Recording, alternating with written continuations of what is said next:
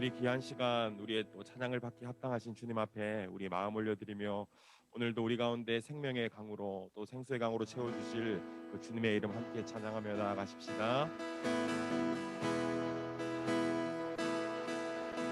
내 주의 은혜 강가로 저 십자가의 강가로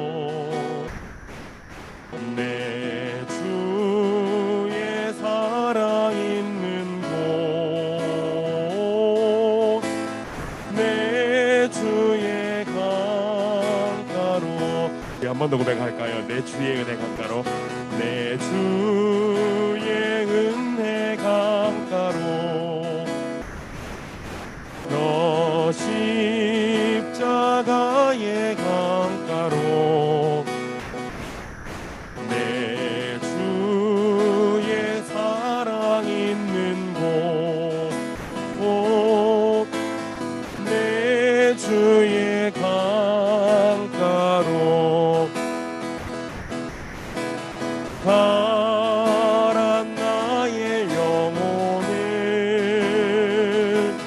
생수로 가득 채우소서. 피곤한 내 영혼이에 내 주의 은혜 강가로 저 십자가의 강가로 내 주의 사랑 있는 곳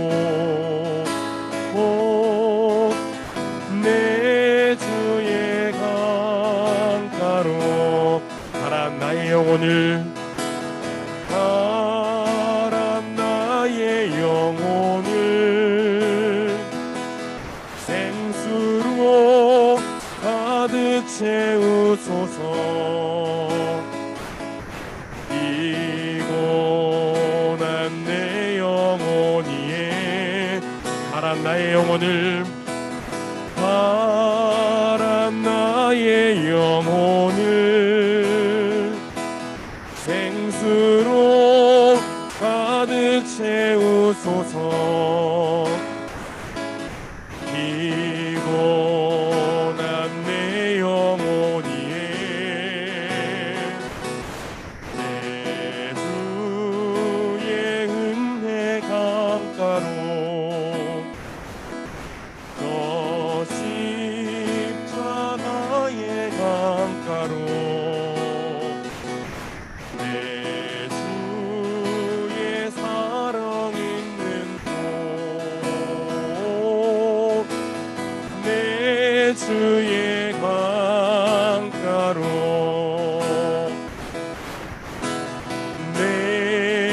내게로 나오라.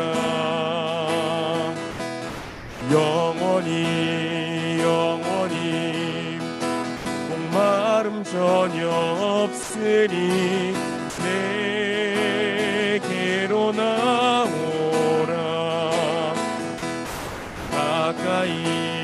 가까이 생수의 근원 되신 주께 내게로 나오라.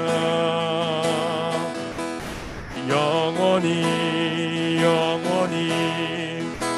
목마름 전혀 없으니 내게로 나오라. 가까이 생명의 근원 되신 주께 그의 은혜 강가로 저 십자가의 강가로 내 주의 사랑 있는 곳 내 주의 강가로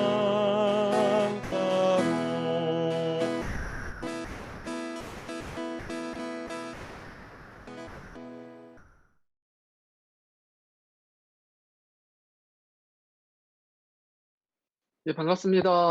담임 목사님 마태복음 강의 11번째 예수님의 사역의 특징에 대한 또 간단한 요약을 여러분들과 함께 하도록 하겠습니다. 본문은 짧지만 세 절이죠. 짧은 세 절이죠. 그런데 이 짧은 세 절 안에 그 예수님의 사역의 특징을 잘 보여준다라고 말할 수 있어요. 요약적으로. 그래서 오늘은 예수님의 사역의 특징 세 가지를 한번 살펴보려고 합니다. 첫 번째는 예수님의 사역의 특징 첫 번째는 예수님의 열정이었습니다. 예. 본문 23절을 보면 온 갈릴리에 예수님이 두루 다니셨다라고 말씀을 하는데요. 이 두루 다니셨다라는 어휘의 안에 있는 그 의미는 그 쉼 없이 지속적인 동작을 의미해요.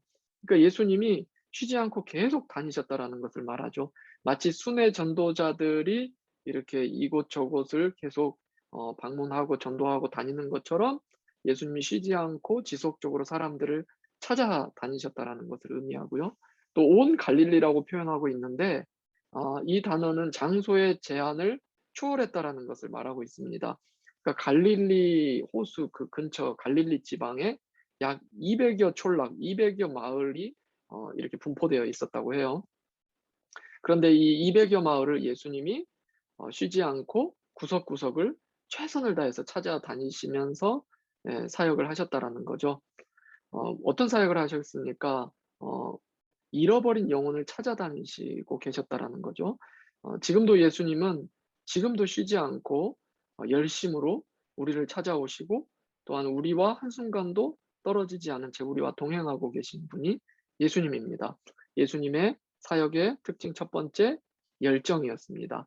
예수님의 사역의 두 번째는 특징 두 번째는 말씀 사역입니다. 뭐 예수님이 많은 사역을 하셨죠. 그런데 그중에 가장 중점을 두시고 가장 중요시하고 가장 급하게 하셨던 사역은 말씀 사역입니다. 뭐 기적, 병 고침 뭐 이런 많은 사역이 있지만 그보다도 급하게 하신 사역은 말씀을 가르치고 전하는 사역이었다라는 것이죠. 특별히 예수님께서 회당에서 말씀을 전하시는 것을 우리가 보게 되는데요. 회당은 이 유대 1세기 유대의 삶의 중심지였습니다. 유대 사회의 삶의 중심지였죠. 이곳에서 예배는 물론이거니와 성경을 연구하고 성경을 배우고 성경을 가르치고 뿐만 아니라 재판도 하게 되고요. 회당 안에서 숙식을 제공하는 시설들도 있었거든요. 그렇기 때문에 이 회당은 이 유대 사회 1세기 유대 사회의 삶의 중심지였어요. 그렇기 때문에 예수님께서 이 회당에서 복음을 전파하신 것은 단순히 뭐 예배 현장이라서 찾아가신 것뿐만 아니라 가장 효율적으로 복음 전파를 하기 위해서 전략적으로 이 회당을 찾으셨다라는 것을 우리가 알 수 있고 이후에 사도들도 사실 인제 음 바울 사도도 보면 사도행전에서 보면 회당을 찾아서 그곳에서 복음을 전하는 것을 우리가 볼 수 있습니다. 굉장히 전략적인 복음 전파를 하셨다라는 것이죠. 어 그런데 인제 예수님이 전하시는 복음이 다른 것이 아니라 천국 복음을 전파하셨다라고 나와요. 이 천국이라고 하는 것은 다른 이 병행 복음서를 보면 천국을 하나님 나라라고 단어를 써요. 마태복음도 사실 이 천국은 동일하게 하나님 나라라는 의미를 갖고 있죠. 그런데 이 하나님 나라 즉 천국의 의미는 어떤 장소적인 의미를 가진다라기보다도 하나님의 통치를 의미합니다. 하나님의 주권적인 통치. 그렇기 때문에 우리가 이제부터는 하나님 나라 이 단어가 성경에서 나오게 되면 하나님의 주권적 통치를 이렇게 딱 떠올리셔야 됩니다. 그렇기 때문에 예수님께서 이 바리새인들 가운데 언쟁이 붙었거든요. 그 기적을 일으키셨을 때 귀신 들린 자를 쫓아내셨을 때 바리새인들이 바알세불의 힘을 얻어서 귀신의 왕의 힘을 얻어서 귀신을 쫓는다라고 말씀하셨을 때 예수님께서 그들에게 말씀을 하시고 나중에 이렇게 말씀을 맺어요. "지금 이것이 성령의 역사면 하나님 나라가 이곳에 임했다." 이렇게 말하고 있다라는 거죠. 그러니까 이걸 장소적인 하나님의 나라를 장소적으로 인 의미로 해석을 해 버리면 하나님 나라는 해석이 안 되는 곳이 성경에 여러 곳이 있어요. 즉 하나님 나라는 하나님의 주권적 통치라고 생각을 해야 된다라는 겁니다. 그런데 의문이 들 수 있죠. 하나님의 통치가 이루어지지 않는 영역이 단 한 곳이라도 뭐 그게 장소적이든 시간적이든 있을까요? 없죠. 그렇다면 하나님의 나라는 모든 곳이 다 하나님의 나라인데 왜 굳이 하나님의 나라를 라는 단어를 사용하고 있느냐라는 의문이 들 수 있는데, 그래서 사실 여기에서 하나님의 나라는 한 단어로 수식을 해 주는 게 좋아요. 뭐냐면 구속적 통치입니다. 무슨 말이겠습니까? 예수님께서 피로 사신 대상에 대한 주권적인 통치라고 생각하면 더 정확한 의미로 우리에게 다가오죠. 그렇기 때문에 정확한 의미로 예수님께서 십자가 사건을 통해서 이 땅에 어 예수님의 초림 사건이 가장 강렬한 사건은 하이라이트는 십자가지 않습니까? 십자가에서 예수님이 그 우리를 위한 구속 사역을 완성하셨잖아요. 피로 사셨잖아요. 그렇기 때문에 피로 사신 그 자들, 그 대상들에 대한 구속적 통치라고 생각을 하시면 됩니다. 그렇기 때문에 하나님 나라가 이 땅에 왔다라는 것은 예수 그리스도를 믿음으로 그 구속적 통치 안에 들어간 우리들에 대한 나라가, 하나님의 그 주권적인 그 다스림이 우리들에게 임했다, 이렇게 생각을 하는 것이죠. 그래서 천국은 하나님이 다스리는 통치고 하나님의 나라는 먼저 내 마음에 임하는, 예수 그리스도를 믿고 그 구속적 통치를 받고 있는 내 마음에 임하는 하나님의 통치, 다스림을 말하는 것이죠. 그래서 우리는 그렇다면 천국 복음, 하나님 나라 복음은 그 통치에 관련된 복음이기 때문에 우리는 그 통치자인 예수님을 왕, 주님, 구주로 모신다라는 것을 동일하게 의미하겠죠. 그래서 복음은 예수님이 우리의 왕, 주님, 구주, 피로 사신 구주가 되신다라는 그 소식을 담고 있다라는 겁니다. 그래서 예수님이 우리를 위하여 죽으시고 부활하신 그것을 통하여서 우리는 죄값이 지불되고, 예, 구속이죠. 죄, 죽음, 사탄의 권세에서 우리 주님이 우리를 사단의 권세를 정복하셨다라는 것이죠. 그것을 통해서 우리를 하나님의 어 나라로 소속되게 하셨고, 우리를 주님의 백성으로 소속되게 하셨다라는 것이죠. 이 예수님을 믿고 사랑하며 동행하며 사는 것이 우리의 구원이고 하나님 나라를 살아가는 하나님 백성의 삶이 되는 것입니다. 자, 예수님의 말씀 사역, 사역의 특징 두 번째, 말씀 사역이었습니다. 세 번째는 예수님의 치유 사역입니다. 예수님이 많은 치유를 하셨죠. 근데 그 치유의 목적도 결국은 그 치유를 위한 치유, 기적을 위한 기적이 아니라 예수님의 말씀을 듣게 하기 위함이었죠. 예수님의 하나님 되심, 그리고 예수님의 말씀에 하나님 말씀 되심, 그리고 그 복음되는 그 말씀을 듣고 사람들이 주님 앞으로 돌아서는 그 변화를 위함이었다라고 말할 수 있습니다. 예수님은 자기를 찾아온 모든 사람들을 실제적으로 만나 주셨고 또한 모든 질병을 치유해 주셨어요.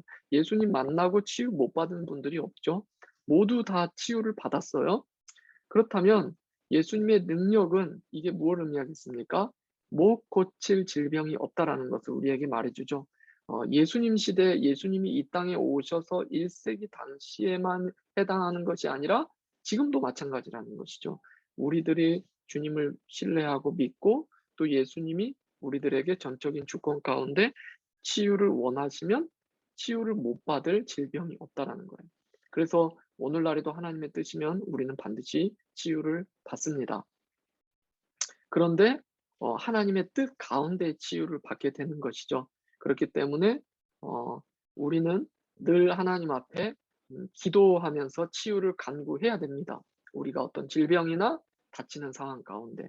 그런데 기도만 하고 끝나는 것이 아니라 의술의 도움을 받을 줄도 알아야 돼요. 이걸 일반은총이라고 하는데 하나님께서 간접적으로 병원, 의사, 의학, 약 제도들을 통해서 우리에게 은혜를 내려주세요. 그래서 그것을 통해서 하나님께서 우리에게 치유를 허락하시기도 하기 때문에 우리는 하지만 그것만 의지하는 것이 아니라 궁극적으로 하나님의 은혜를 의지한다라는 그 마음을 가지고 하나님께 기도하면서 병원도 가고 약도 먹고 해야 된다라는 겁니다. 자, 예수님의 치유 사역을 볼 때 모든 질병을 고치신다는 것이 우리에게 어떤 소망을 주는가? 때로는 우리에게 기도를 했지만 우리에게 치유가 일어나지 않는 상황이 있을 수도 있어요. 그러면 예수님이 그 2000년 전의 모든 치유의 사역은 우리와는 뭐 별개이며 우리와는 상관없는 무관한 사역이 되는 걸까요? 그렇지 않다라는 것이죠. 그건 완성될 하나님 나라를 우리들에게 미리 보여주는 사건이에요. 예수님이 이 땅에 와서 모든 육신의 연약한 부분을 다 고쳐내고 회복시킨다라는 것은 궁극적으로 하나님 나라가 이제 이 땅 가운데 예수님이 다시 오실 때 완성이 될 텐데, 우리는 부활체를 입게 될 텐데, 우리는 영화의 상태가 될 텐데, 그때 우리도 그 모든 것이 회복되는, 우리의 육신뿐만 아니라 이 땅에 우리가 보고 듣고 경험하게 되는 모든 결핍되고 왜곡된 모든 것까지 회복되고 완성될 그 하나님 나라를 지금 주님께서 가시적으로 보여주신 사건이고 경험하게 하신 사건이다. 그래서 예수님이 다시 오실 때 완성될 하나님 나라를 우리는 지금 미리 맛보며 그 나라를 소망하며 살아가는 그 상황 가운데 있다라는 것이죠. 이것이 바로 이미 이 땅에 임한 하나님 나라를 살아가는 백성들. 하지만 아직 완성되지 않은 하나님 나라를 소망하며 살아가는 하나님 백성들이라고 말할 수 있죠. 그래서 계시록 21장 4절, 완성될 하나님 나라에서 어떤 일이 있을 것인지 모든 눈물을 그 눈에서 닦아 주시니 다시는 사망이 없고 애통하는 것이나 곡하는 것이나 아픈 것이 다시 있지 아니하리니 처음 것들이 다 지나갔음이러라 라는 말씀의 실현을 우리는 소망하게 된다라는 것입니다. 예수님의 사역의 세 가지 특징이었습니다. 열정, 그리고 가장 중시하신 말씀 사역, 그리고 치유 사역이었습니다. 여기까지가 담임 목사님 말씀에 대한 요약이었습니다.